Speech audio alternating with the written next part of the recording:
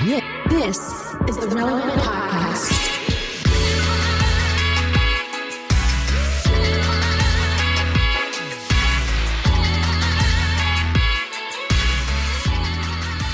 It's episode 1170. 1170. Wow. And it's the Relevant Podcast here in Orlando. I'm your host, Cameron Strang, and joining me from Nashville, it's artist, producer, and mogul, Derek Miner. What up, though? And from LA, you know him from Social Club Misfits, it's Marty. What's up, King? It's no good. You a Hebrew Israelite? You snuck that in there. Off, King. Sorry, I was on Black Twitter today watching the Apple Music Top 10. Everyone argue about it, so I just was kind of going off today. My bad. What were they saying? What were they saying? So, well, people are definitely upset that Kendrick's in the top 10. Why? For Good Kid, Mad City. What? Well, most people felt like it was the wrong Kendrick album for it. Should have been to Pimp a Butterfly for sure. A lot of people said the Pimp a Butterfly was it was just a different type of an impact. Yeah. And they felt like it was just a safe. Also, having Lauryn Hill as number one, they felt like that shouldn't have been a album. They felt like it should be top 10, but not number one.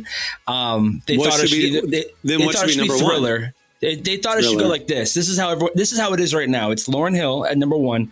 I'm going 1 to 10. Lauryn Hill, Thriller, Abbey Road, Purple Rain, Blonde, Songs in the Key of Life, Good Kid, Mad City at 7, Back to Black, Amy Winehouse 8, Nevermind, Nirvana number 9, and then Lemonade number 10. They felt like the artists are correct, but the albums are not. So everyone was like, let me rearrange it. So everyone's rearranging it. Thriller being number 1, Abbey Road being number 2, Purple Rain being like 3. Actually, a lot of people thought Stevie Wonder should be 3. Stevie Wonder 3 for sure. Yeah. I mean, I agree with that. I mean, Lauryn, it was a great album, but it wasn't it's only like, a one-off though. You know, like, it wasn't that's another the iconic, like music changed after that sort of impact. Yeah. And I don't think, and then I'll probably get hate for this, but I don't think Lemonade is a top 10 album either.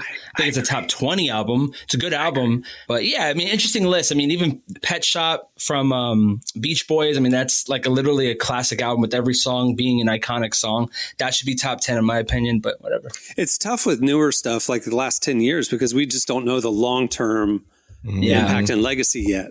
I think I'm glad we're talking about lyrics because this sets up something I'm excited to tell y'all about. Here it goes. At the end of the show today, we have a game because it's not often that we have this mix, this lineup, the two of you, 2 artists and me. So the game today is how well do you know your own lyrics? And I'm going to play clips of your own songs. We're not playing this song. We're not yes, playing we this are. game. I have the clips loaded up. This is not fair. You know how many artists I've written for? Do you know how many artists I've written for? Yeah, me too. You know how many songs I dropped? I know. Bro. This is about to be terrible. I'm not pulling Social Club and I'm not pulling collaborations for you, Derek. This is a Derek Miner track or a Marty track. I love it. Let's do it. Right, let's get it. I cannot wait for that. Also, we have a guest today, Cuba Gooding Jr. You might have heard of him. He's coming up. That's crazy. He has a new album coming out He has a new movie coming out called The Firing Squad coming up at the end of the summer. So we can kind of get your first look at that movie. That would be a hard album, though. The Fire Squad. There you go. So many questions I have for Cuba Gooding Jr. too. I wish I was a part of that interview. I did tell Emily she's going to interview him about an hour after we tape this show. I did tell her at some point. I said I will send you $20. I will Venmo you $20 if at some point you work in there that he has to show you money. And yeah, like that's for sure. By the way, was that a real picture of Emily with Zac Efron on her bedspread? That's the family portrait. That's her brother. That's not Zac Efron? No, that was a 2009. Didn't that look like some famous guy, like a boy band type dude? She said that her brother in that era was very much going after the Zac Efron High School Musical. I thought that look. was on first glance. So, yeah. What he's talking about is a couple of episodes ago, we were talking about embarrassing stuff that your parents have at their house of you. And Emily and her brother and the whole family had a Penny's portrait session in 2009. And there was one picture of Emily and her brother that the kids, as a Christmas present, got turned into a blanket for the mom, right? So it's like a woven blanket of the photo. White people activities for sure. It's not screen printed, it's woven. And This it's is at white the people house. activities. It's at the for house sure. still. So she was telling me about it because she was working from her parents' house. And I was like, no, you can't tell me about this blanket and not show it to me. So she sent me a picture of it. So I tweeted They still it. use it? Right? Yeah, still it's use out it? on the couch. It's like Wow. she said her mom, because they're all grown and they don't live at home anymore. She said her mom will fold the blanket just so the two faces are visible on the couch. Imagine being like a kid and like bringing your girlfriend over and you're like kissing on the bed and then you look over and it's like your face with your sister and you're like, let's go to a different room. That's what she says happened. She's like come home from college and her friends would see the Emily blanket. Like they're watching a movie on the couch and they were all creeped out having to use the Emily and Matt blanket. But anyway, yeah. So I tweeted it. I'm used to Mexican blankets with a wolf howling at the moon. You know what I'm saying? Like it's a different, it's like all white, like an all white wolf at a moon. And it's different over here in California. And it's sold on like the rodside, and they set up for the day. You can't get it. You There's can't like an get this Elvis in blanket. stores, baby. Yeah. You can't. There's SpongeBob SquarePants with like evil with some money. You know, like it's like how do you have these blankets? Anyway, it's gonna be a great show. Stay tuned. Up next, it's Slices. Well, maybe not what you thought. But baby, it feels good to be understood. Maybe not what you thought. But forget your head and lean into your heart. You're listening to Still Woozy. The song is All Your Life. Today's podcast is brought to you in part by Mercy Ships. Globally, 5 billion people lack access to surgical care. In sub-Saharan Africa, there's only one surgeon for every 200,000 people. Mercy Ships provides free, life-transforming surgeries for people who have little to no access to medical care. They help the blind see, straighten twisted limbs, remove deadly tumors, treat cleft conditions, and so much more. With state-of-the-art hospital ships, they provide safe surgery to children and adults living with treatable conditions, and it's completely free of charge. They do all this work with an all-volunteer crew of professionals who donate their time and talents. Surgeons, stewards, nurses, engineers, and more make the world a better place. Your donation today provides free, safe surgeries to people in desperate need of help. All gifts are matched, so please donate today at mercyships.org/relevant. Today's podcast is brought to you in part by Tim Tebow's book, Look Again. Have you ever wondered what would change if you truly believed you were infinitely valuable to God? In his New York Times bestselling book, Look Again, Tim Tebow reveals the powerful truth that when we learn to see the image of God in every person, including those we struggle to love, everything changes. Tebow shares incredible stories from his work with people the world often overlooks, and it will challenge you to stand up to the lies, rediscover the worth that everyone has, and impact the world for good. Find Look Again by Tim Tebow, available now wherever books are sold. Okay, it's time for Slices. What do you have, Derek? So, have y'all been watching the playoffs? I know me and Cameron have. I don't know about Marty. I'm not good at that stuff. I was watching Miss Rachel last night while you guys were like, whoa! I was like, oh, man. Man, so the crazy thing is, in my opinion, I don't know how you feel about this, Cameron, but this is the best NBA playoffs I've seen in a while. Just in my opinion. It's really been fun enjoying just it. because it's not the same old, you know? That's what it is. It's not predictable. So I'm watching every player on the court. I'm not like, oh, we know Steph's going to do the thing. It's like you're watching people become stars, watching teams grab identities. And one of my favorite teams to watch has been the Minnesota Timberwolves. Like, man, this dude, Ant-Man, like he's the second coming of Jordan, in my opinion. Like, whoa, the way he's moving, just the way he talks. It's the swagger though. Like he has that swagger that Jordan had, that confidence that you could just tell he knows, or he feels like he could win every game. The one difference that I think he adds to that is he's funny. Like Jordan Yes, was he has a bigger mean and personality. rude and Yes. whatever, and Ant-Man Yeah. is going to talk trash and make fun of you and laugh in Yes. your face. You know what I mean? Yes. Like he's doing it with Yes. a smile and he's tearing you apart. But like I love Jordan, Yes. Jordan was Jordan like just mean. Just, Yeah. Right. He was just I mean, yeah, so was Kobe a little bit. Kobe was Yeah. like pushing his own teammate. It's like, what? Yeah, I thought we're yeah. friends.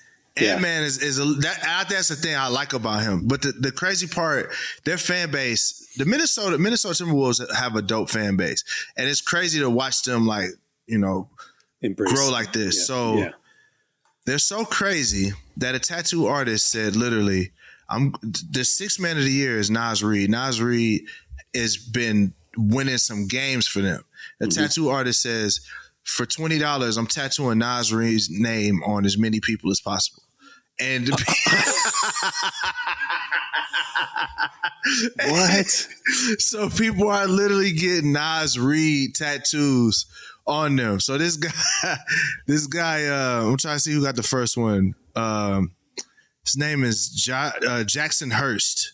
Got the first one. He says he has his mom's name, his dad's name, and now Nas Reed's name on his arm. And yeah, there's tons of people that are getting these tattoos for $20. And this tattoo artist is apparently pretty popular in Minnesota. So I think it's a combination of getting tattooed by that guy and the atmosphere of what's happening. I can't imagine, some role player's name on my body for the rest of my life. But It's not Jordan. It's not Steph Curry. It's No. sixth man of the year. well, I mean, because I showed you Drake has Steph and LeBron's numbers tattooed on his arm. Yeah. Which is just He's the like, we're lamest all thing goats, ever. right? Right? Yeah. Oh my Right? gosh. Yeah, but Nas Reed, that's funny to me. That's great. But those hilarious. fans, it's not about Nas Reed. It's about like I'm tattooing this season on me, and I'll tell this absolutely. story for the rest of my life. That I appreciate. But Absolutely. the Nas Reed it's thing is a really hilarious. cool thing. Yeah, it's super dope. Yeah, if you guys aren't watching the NBA playoffs, it's fun because there's no predictable aging stars left. Right. All right, what do you have, Marty? What's going on, guys? All right. This is my signature intro. I love don't know. it. Anyway, Makes you smile. go off, King. All right. So do you guys text and drive at all? I mean, I think we all do, right? I think No. we all could admit to doing this crime. You don't do it, Cam? I do not because I do not text and drive. I am a multitasker by nature. I have 8 screens going on at all times. I'm and I did. And I decided when I became a dad, I got to get better at this. I got to protect my cargo. And so I have all the blocks on. I have the drive focus on my iPhone. And then I have like on my my Tesla, I don't have the things display, the messages coming in. It dings. I know somebody like messaged me and I'll check it later. I put the phone on the charger out of arm's length. You know what I mean? Like I have self boundaries or else I would. So I know me. So I don't text and drive because I am a Christian and that is breaking the law. All right. I mean, sometimes I'm literally on Instagram watching reels as I drive. But anyway, Why you look at me like that? some research. This article I want to talk about talks about how texting and driving is associated with psychopathic behavior. Psychopaths. There's this thing called the dark triad. Have you guys ever heard of something called the dark triad? are you Terrence Howard? Oh my gosh, yeah. I don't even want to get into that right now. I just can't. My mind sounds can't like- physically handle what he's going on. This is actually an article from his website. Just kidding.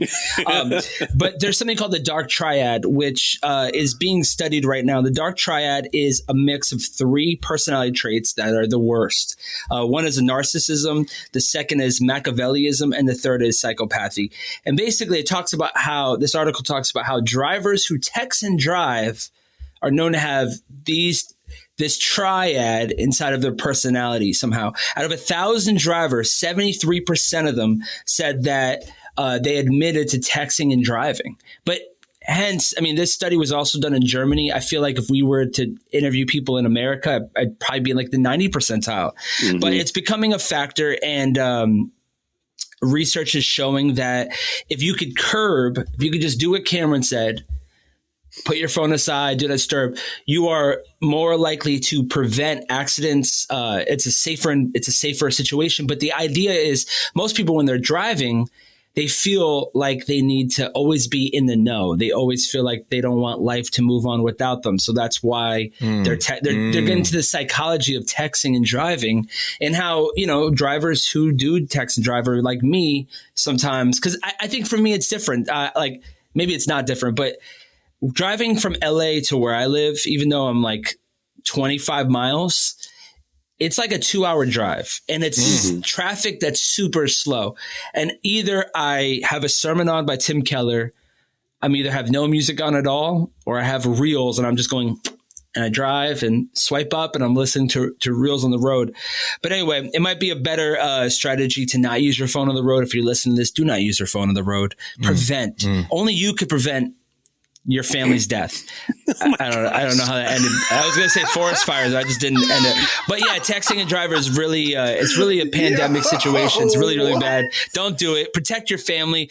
Precious cargo, like Cameron said. But yeah, don't be a psychopath and text and drive. They're now, if you get in an accident, like they're going to pull your phone records to see if you were texting. I was always wondering if they could do that. That's really smart. That's good. Because they'll look at timestamps on your messages and stuff, and it's like you're going to get prosecuted now. So it's wow. It's illegal. I mean, it is illegal. Yeah. Well, some states it is. I know in California, Florida, it is illegal for sure. Is it in Nashville? I'm a Christian. Isn't it in Nashville though? You can't. It's illegally. You can't do it. You can drink and drive. You just can't text and drive in Nashville. Tennessee's different, man, because, I mean, you could open carry a gun with no license. So, yeah. I mean, that would be crazy. You could open Florida's carry the a gun. same. We can do that. Yeah. So I would lean towards yes, it is illegal, though, honestly. All right, I got a slice. This is interesting because it's artist stuff, but it's not music. So Apple TV Plus has announced, or not announced, but they're in talks, and with other streaming companies, they're trying to like lead the charge here, where they're interested in shaking up the compensation model for their shows. What they're proposing is that talent, actors, other production staff would reportedly be paid based, at least partially, on how well the movie or show performs on the company's platform. So basically right now, there's a lot of complaints like Love is Blind, for example. You're starting to hear that like, I only got paid $3,000 and then it became the biggest show in the world, and it's like the production company is like, sucks to be you, like, oh, well, and they're laughing all the way to the bank. But now they're basically proposing a scale where you would get a base, kind of a baseline salary for your role, your whatever. And then based on consumption, whether it be the number of people who signed up for the service to watch it, the number of hours it was watched, et cetera, you would be paid an escalating tier based on the success. On one hand, if I'm an actor, I don't control the script. I don't control the marketing. I'm not the DP. I'm not the editor. Like, so much is out of my control, whether this is a good and successful show or not, that I don't know that that's fair for actors. But I was curious what y'all think about this, like a tiered performance review type pay scale. What do you think? So would it be less? So are we saying, okay, like the Love is Blind people said they got $3,000. They would agree to that number, and then they get bonuses if it's successful. Well, if like they're only getting bonuses. that number, that's an upgrade for them, right? If it's like like some it would only be an upgrade. It's only an upgrade. But I'm wondering if that means also now, like Kevin Costner's in negotiations for a new you read series, my mind, Cam. And he's going to only get offered 1.5 million, not instead of 8.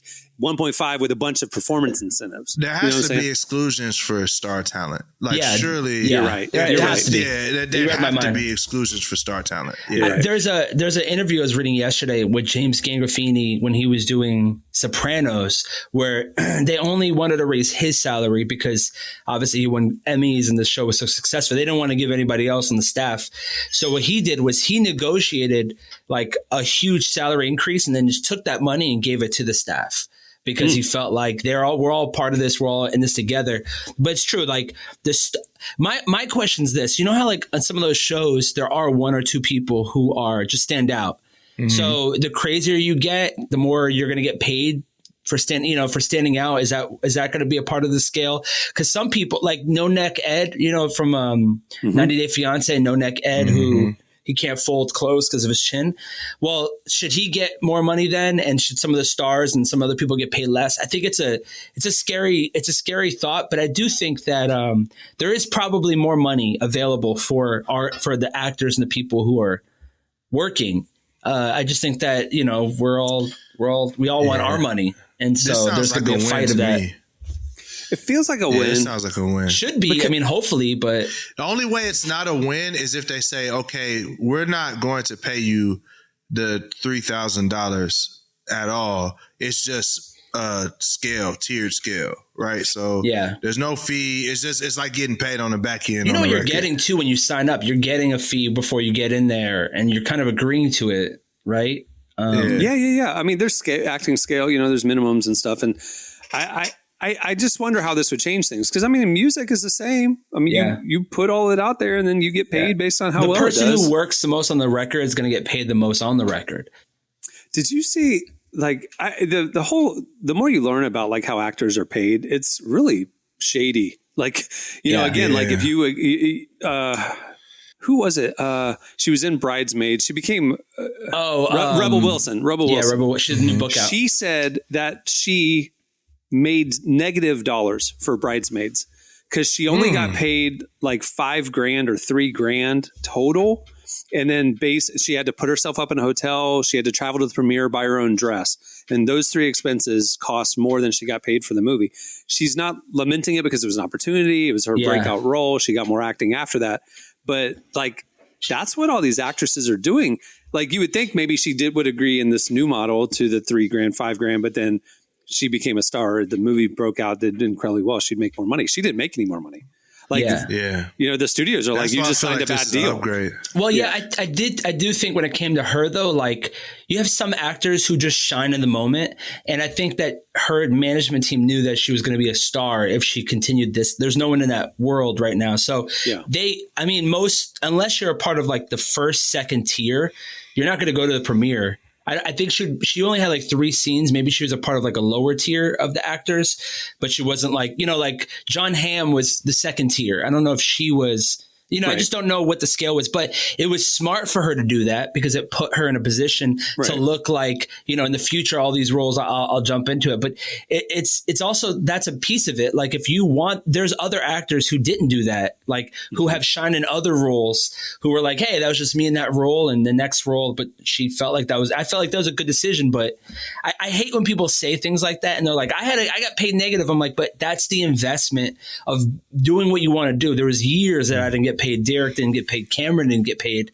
It's like paying your dues, but at the same time, you're investing in yourself for the future. So I can understand it. I think that talking about it in a way that makes it feel like, how dare you, is like, that's not the price that you paid. You knew what you were getting into, But for then, like, Bridesmaids to go make $400 million and she didn't see any back end at all, this structure would kind of fix that problem. So it could I wonder what they'd be getting, like point percentages. Yeah, I don't know. Only really the stars do. Like, the stars get the percentage. It's a rough proposal. Like, it's not like an affirm, thing. They're just talking about it. So interesting. I remember when Jack Nicholson, the Batman, remember that? He got all toys. I think he made $500 million from Batman. And because he's such a Lakers fan, he had to get a custom plane, a private plane to fly him from London to LA to catch every game as a part of his contract. Jack Nicholson, he made $500 million because of all the merch. He got a percentage of the movie. He literally changed the contract world when he did that role. So go get your money, baby. I mean, it's similar to like George Lucas. He was like barely starting out in the 70s when he did Star Wars, and it was such a risky movie and it was expensive. He decided to take no director, producer pay. He said, just give me merch. And the studio's like, okay, you can have merch. I mean, we're just thinking about ticket sales. And, obviously he made his billions on merch. Gosh, that's incredible. That's incredible. I love stuff like that. The juice was worth the squeeze, baby. Yeah, he had a vision that the studio did not. So he saw it. Anyway, all right, well, that'll do it for Slices. Make sure to check out relevantmagazine.com for more stories covering the intersection of faith, culture, and everything in between. All right, stay tuned. Up next, Cuba Gooding Jr. shows us the money. I can't believe I did that. The floor and the fake with the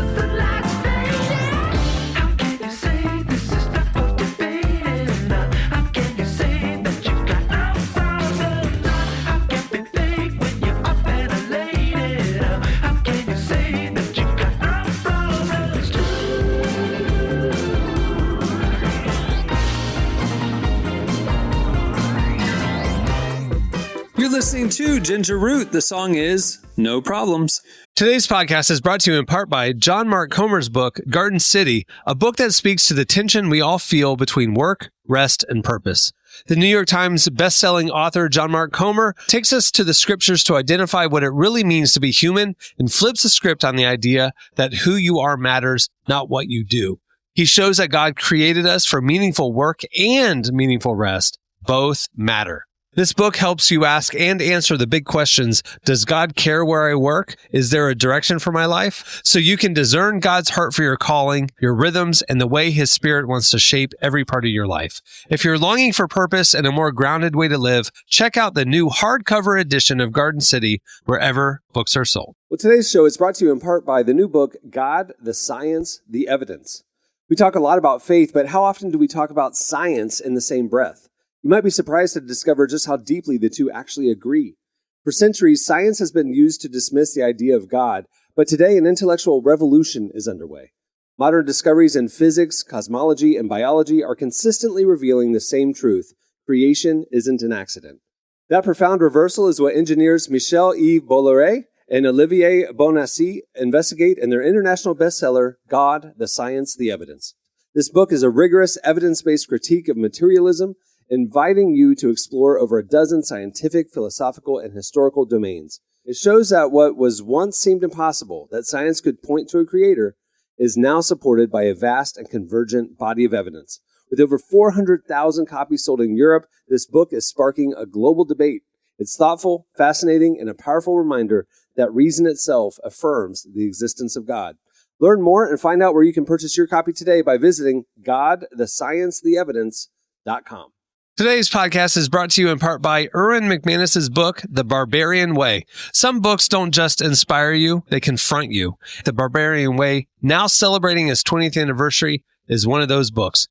If you felt the pull of God towards something deeper and wilder than the safe, predictable version of faith that we settle for, McManus reminds us that following Jesus was never meant to be tame. It's meant to awaken courage, passion, and purpose God placed inside us. He draws from the wild stories of Abel, Noah, Moses, Rahab, and others to remind us that following God wasn't meant to be tame. Safe faith isn't working. Step into the story God is writing for you. Choose passion, choose boldness, choose the Barbarian Way. Available now wherever books are sold. Well, our guest today is Cuba Gooding Jr. He's an Academy Award-winning actor who you know from movies like Jerry Maguire and Radio. Well, this summer, late in the summer, he's starring in a new faith-based film called The Firing Squad. We sat down with Cuba to hear more about how the film impacted his own faith journey and how Hollywood's relationship with Christian content is changing. Here's our conversation with Cuba Gooding Jr.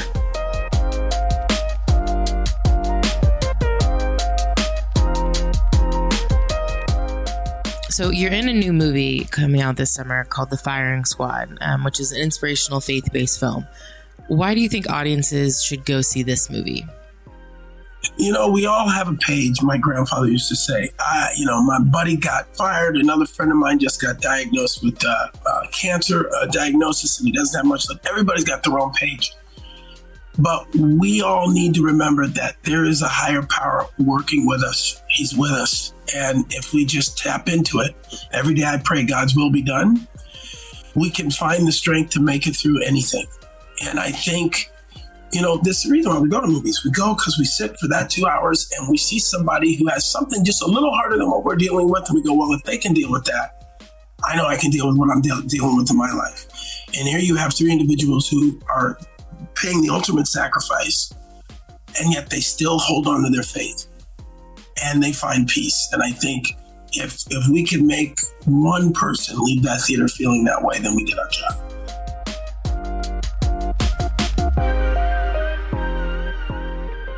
Yeah, I totally agree that movies have this really interesting power to inspire us. I'm sure we can both think of movies that have done that for us over the years. Yeah. What is a recent movie that you were inspired by or re-energized by, like you were saying? Oh, all the time. All the time. I study film because that's what I do as an actor, right? And I like to find emerging filmmakers. And I think the movie that affected me the most recently would probably be Dune, only because when he overcame all that. No one had faith in that kid to be the one that could help that nation of people. And I remember when he was riding on that worm, and just the tears are going down, because it's like we all have been underestimated. We all have been counted out. You know I have in my life, in my career. And it's themes like that hit me so strongly lately, like when I see them in movies. And I think Firing Squad has that moment for people. They ask me, what's it about? And I say, it's like if you saw Dead Men Walking, if you saw Shawshank Redemption, if you saw any of these movies where you have these people who are caught in this scenario, maybe they're guilty, maybe they're not, but they have to find faith in the most darkest place. And I think that's what these three men went through with our movie. I think and when you experience it, it gives you that emotional release. We've had, I don't know how many screenings now, over 2-3 dozen screenings, and every single one, people come out weeping, and they say that last scene where they find in that moment to vocalize their appreciation of life is just something that moves people. So I hope that people can connect with that way. That would be wonderful. It sounds like this movie had a really big impact on you. What was your view of faith before this film, and how did it change throughout the project? Yeah. See, I grew up Christian. My Miss McCraven in the 80s was a woman who you would let all the kids come to her house and play. And she had games and she had candy and all this stuff, but you had to read a Bible verse. And my mom one day came down because I hadn't come home in time and gave her life to the Lord when she met Miss McCraven. So I've been on a walk with him since I was, 13, 12, 11. But, I'm in a secular town, and I'm an actor who does, these light roles and these dark roles. I played OJ. I played, from OJ to Ben Carson to Nikki Barnes. I've done everything. And each role kind of implants a little scar tissue on your soul. I believe that. That's how a lot of these actors, when you're doing a scene, an emotional scene, and tears are coming out, and your body doesn't know you're not grieving. And your body thinks you're really going through mourning. So when you go through that experience, you never really let go of it. But it's been my faith that has reminded me that I'm God's warrior. I'm doing His will. Even in the darkest roles, I'm projecting my ability to reflect the truth of the moment, so that people can see that and find healing. And it's gotten me where I am today. And it's something that I hang on to every day. Faith and Hollywood are kind of at an interesting moment right now. And having grown up in Hollywood, I'm sure you've seen this. So I'd love to know from your perspective, how do you feel like Hollywood's changing when it comes to faith-based content? Well, it's a really good question, and I analyze this stuff. I mean, I read all the trades. I follow any article that talks about any ancillary market, be it the, streaming with the platforms or the theatrical distribution markets and foreign markets and whatnot. And the one pattern that is true, there's a couple of patterns that I've followed when it comes to domestic distribution. Or theatrical distribution is that if it's a spectacle, then people are going to flock to come to it. But the other sector that they forget about in Hollywood is that the Christian faith-based community follow their movies. If they feel that there's a message. And I started looking at it, and I don't know, what's the psychology behind that? And I believe it's because Christians go to church every Sunday. And when they sit and they hear the word of God, the pastor mentions a movie that's coming out, they go. It's almost like an assignment to them. And so Hollywood, to answer your question more specifically, I think Hollywood loves to capitalize on the financial aspects of anything. That's why they will implode the theatrical experience if it means that they're going to make more money in streaming. But they can't deny this sector of people who go to the movie theaters and support their faith-based movies.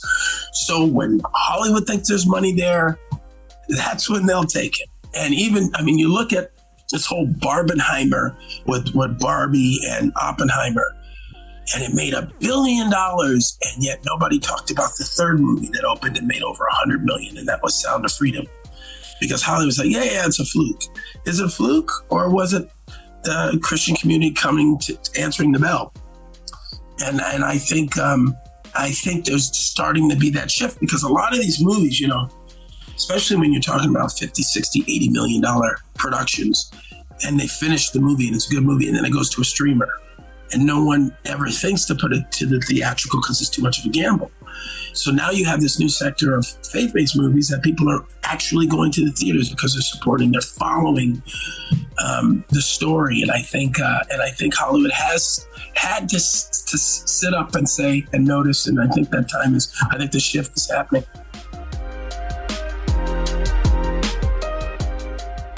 Well, I got to ask what's next for you. Are you planning on pursuing more faith-based films? Oh, sure. It's like anything. I wait for my next assignment. I can tell you I do have a few faith-based films in the hopper. I have an action film coming up next. Angels Have Fallen, Warriors of Peace. But I'll come back and talk about that one. Yeah, wouldn't it be great if they did like Moses again or one of those big biblical movies? That'd be awesome. I love that. And I'm with you. I think it's time for another biblical epic. Now, I got to ask this. If you could play any biblical character in a film, who would you choose? Oh, interesting. That's a good question. My mom always, since I was in elementary school, called me Young David. Young David. She said, you came out of the womb with your fist balled up. And she goes, you've always had more energy than anybody around you. And David was a warrior who fought for God. And he would, after his battles, he'd come and they'd celebrate a victory. And he'd take his clothes off and dance down the middle of the streets. Did you not know that? David and Goliath, they never knew that. He was a great warrior, great warrior. Something like that would be awesome.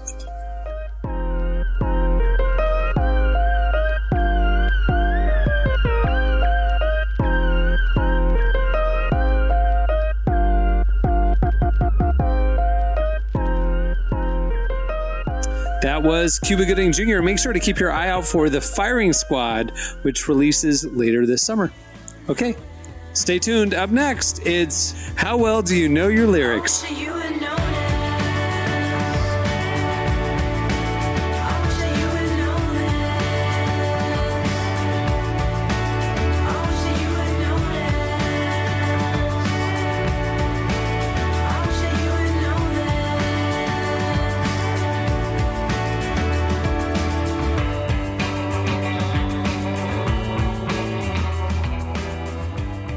You're listening to Zahara. The song is Wish You Would Notice.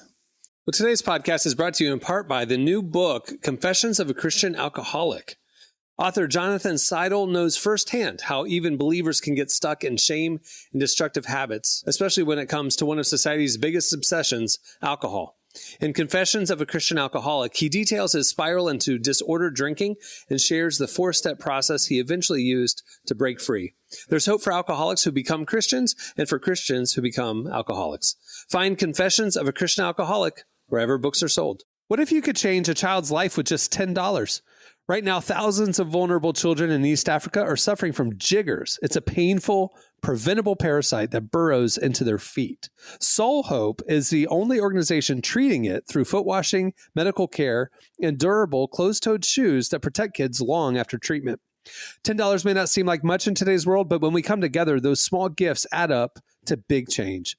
Join the 10 for 10 campaign. $10 protects 10 small toes.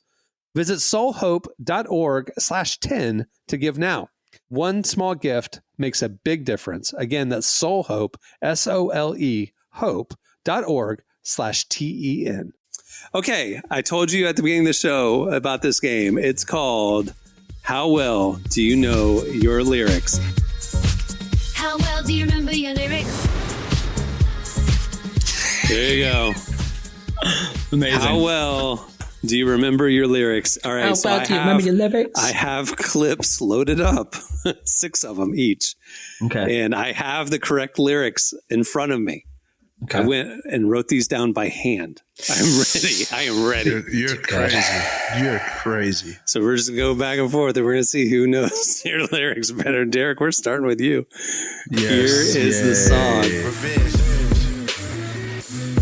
Revenge. Yeah, revenge. I'm just trying to get you out them chains, dog. I'm just trying to show you what this fame costs. I just tell you what this says, does. I don't mean a thing, dog. I don't know it, bro. The same people preaching God said, give us money when your rent due. They won't do a thing, dog. That's the line. That's amazing. Good line. That's a good line. It's freak. 0 points for Derek. 0 points for Marty. Here you go, Marty. Okay. Nobody cares how you feeling, they just wanna hear some raps. Don't play this in the club, I don't wanna see you. They not independent, that's an industry plant. They not independent, they an industry plant.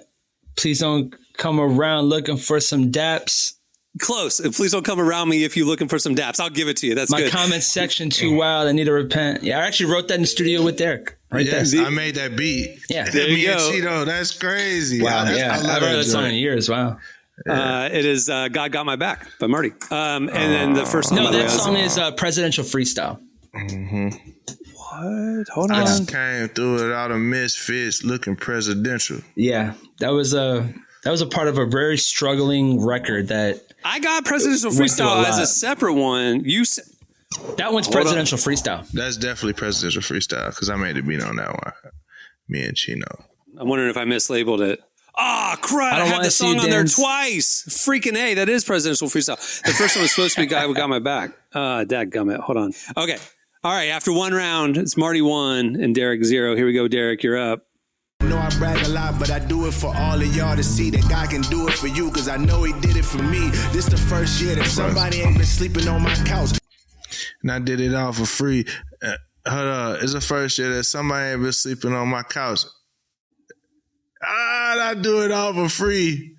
Trying to get up on their feet. I did it all for free. And I do it all. Dang it. The song is Some Mud Mud featuring Derek Minor, featuring Propaganda, The Beat Breaker, Theory Has It, and Crumb. If that wasn't a remix, the beat would have triggered the right thing. All right, Marty, you're up.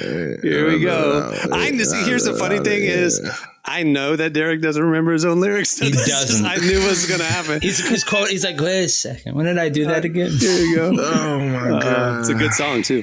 All right. Being dramatic, she said she a diva, you being sarcastic. Oh my God, he just dropped this 3 days I got a whole ago. bunch of classics I need to drop. I told the God, he told me what's up. I don't need luck, no fingers crossed. Yeah. Marty, I love this song too, bro. The Bottom Too Crowded. Yeah, that came out last month. The Bottom Too Crowded, the higher I go, the less I see talent, they're hiding the rope, the That's prettiest it. You people. got it, dude. Golf are course depressed the meeting. most. Yeah. That Golf course song is meeting. crazy. You and Gavin went nuts on Yeah, that Gavin's one, bro. dope, man. He crazy. retired and like unretired in a month. It was amazing. Oh, it's He's like, I'm no longer doing it. And then he's like, I like doing music. I was like, all right.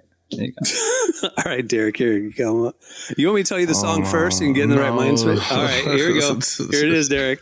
God, made sense we built the Tower of Babel to go and kill God so anybody can get it. 40 caliber lifted. Please invest in the vest and pray to God you don't need it. Young man in his 20s walked in the bank, took 4 souls away, Ain't even opened the safe. ain't even opened the safe. My bad.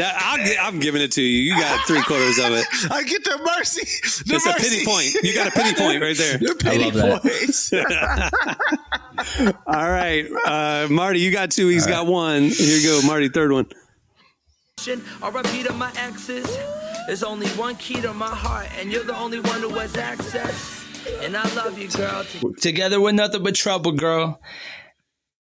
And I wrote this song and I was thinking of you, girl. I think I said. Together we're nothing but trouble, girl. You got the next line right. And then it says, and before you leave, I wrote a song and I was thinking of you, girl. Yeah. You got it. I'll give it to you. Okay. Yeah. All right. The one song where she is stayed. the one where she stayed. There you go. Yeah. All right. Man. After 3 rounds, Marty's got 3 with 2 Yikes. kind of like halfways, but Yeah, like 3. one- yeah. And Derek got 1 pity point. All right, here we go. We're doing 5, so here's It's 4. our own catalog, and we're like, I know, it's great, including songs you put out like a month watching ago. us suffer over here. Nah, this is not good. All right, Derek, here you go. Your 4th one. Bustin' listen at the bendo. My flow Iron Man. Iron Man at 56, I finna snap dog. I don't really care about no opinion from no rando. I've been trying to stop my dog from walking around they hood like Rambo. Yeah, you got it. Wow. There it is. There we go. I got one. Yeah, nailed it. The song was Only. The song is Only. Let's get it. Now, I did go pretty deep in Derek's catalog. Like, I mean, he's got hundreds of songs. Yeah, I mean, he's been doing it deep in it. I was opening up for him. Since I stayed out of the Social Club catalog, the Marty catalog isn't as deep. There's, you know. Right. It's not. But anyway, all right, here we go. Marty, here's your next one. Is it wrong that I like when you spicy, mama? Knew you were the one like the light shined on ya. People we don't like reaching out to me, asking how my life is gone. But I don't care to tell them. It ain't none of your business, you know. I don't care to tell them. It's none of your business. You know, I like to push your buttons. I keep testing the limits. My beige flag is I'll forget your name immediately. Song is Yell at Me. Yell at me, baby. Yell there at me. Go. Got it. 4. Hard. All right, This last is hard. one. Derek, here we go. Last one. How they bred kids of slaves, get dope across ocean tides, or borderlines, or county lines. I'm stuck. Now black men are mascots for hell on earth. Tookie started the Crips and told us on your turf, so now we in a pen of the block for survival. Yeah. But either way, we blue devils. You got it. Black Market's the song. You got it. I like how Derek's songs are all like deep and stuff, and I'm like, my beige flag is I'll forget your name, you know, like. And like, girl, I like it when you yell at me, and yeah, let's play golf. It means we love. Yeah, it means we love each other. I don't know. This one you guys will both recognize, but Marty, this is yours. Here we go. Here we go. We're asking me for J. Cole Pete, you not J. Cole. I'm running the plays like a coach. I'm holding a fish in the back of the yacht. Got a pose. I gotta go like a Moses, which just it went over a lot of people's head. Yeah, stuttering. But that is such a bar. Yeah, I got it. I got Moses. Go like a Moses. Go like a Moses. Before you leave, before we go and bury you, I had to give you your roses. Yeah. Before you go and they bury you, I had to bring you some roses. It's hard because it's starting at the in the middle of the song. It's like almost like you have to rev yourself up to get towards the end. Right. Yeah. All right, That's Marty, amazing. you got 5. Most of 5. Derek, you got 3. Derek, you did better than I thought you would, man. Like that's hilarious.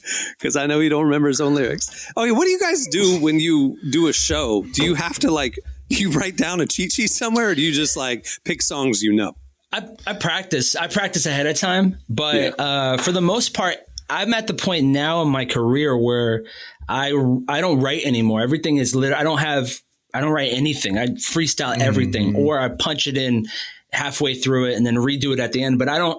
And then I know Derek is too. We do so much volume now, being independent, that it's this week I made 4 songs, so I'm like, it's hard to forget what you said and what you didn't, and then you're doing syncs and stuff, and then you're like, what did I say in that world? It gets really confusing. I'm not gonna lie.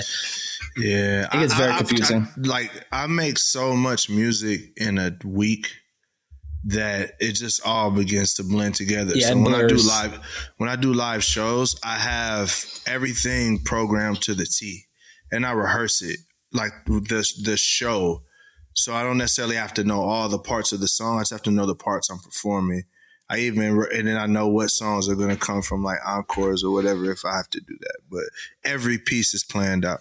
So somebody totally different lane, but John Foreman from Switchfoot, right? Uh-huh. He'll famously do a show. You know, they've been making music for 25 years, and he'll go do a show or whatever, and then after the show, or sometimes just he'll come back out as an encore or whatever, he'll just do crowd work, and he'll have his guitar on him, and he'll just say, "What do y'all want to hear?" And he'll just do improv. Anything. They're like, what do y'all want me to, because people will come long-term fans and be like, oh, he didn't sing my favorite song. And so they'll shout out songs and they'd be like, all right, I'll do that one. And he'll just do stuff from deep in the catalog that the crowd wants to hear. So you're saying you guys can't really probably do that. I do that. I do that actually. Yeah. We have every song that we have is the only problem, I think Derek can agree. The only problem is when they want you to go very far back. You're there's certain songs that I don't even have the performance master, because when we wrote this song, we didn't even know what a performance master was. And so we would perform on top of our talking. It was a weird time. And then around 2015, we're like, we can't do that anymore. And so I don't even have the stems of like half of the music that I released before I got signed. So.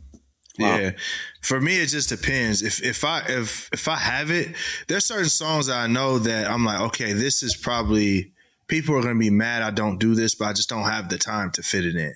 Yeah. So then I'll have that available for if I get more time. I'll say, y'all remember this, and drop something like that. But yeah, not every song. I make too much music, bro. Like, and then not every song works too. That's another thing. Like they want you to do like the other day, someone's like, you did a song. I'm like, it is such a slow song.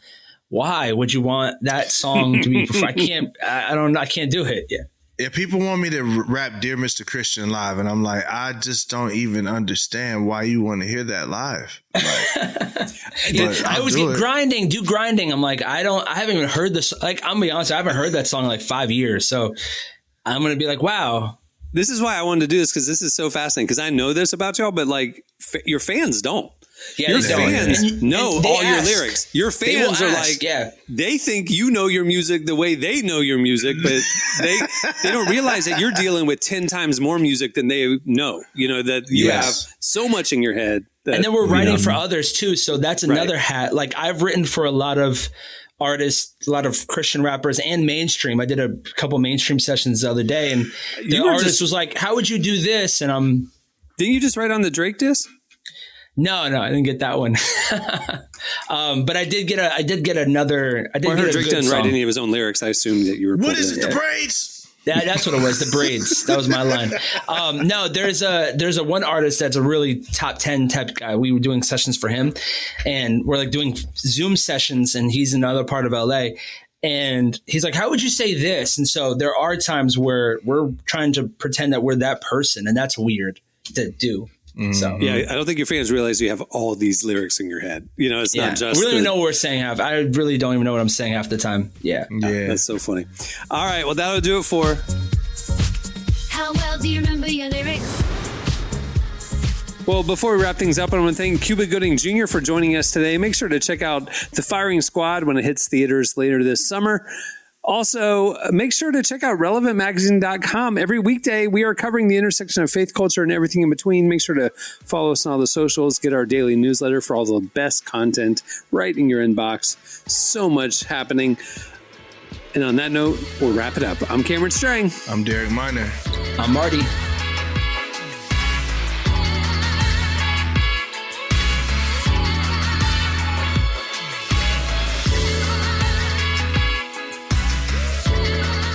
Thanks for listening to the Relevant Podcast. Check out our features, interviews, and news updates every day at relevantmagazine.com. And make sure to follow Relevant on Facebook, Twitter, and Instagram for the latest. For more great podcasts, browse the shows on the Relevant Podcast Network, which you can find at our site. And while you're there, don't miss the all-new era of Relevant Magazine. A new issue releases every other month at relevantmagazine.com.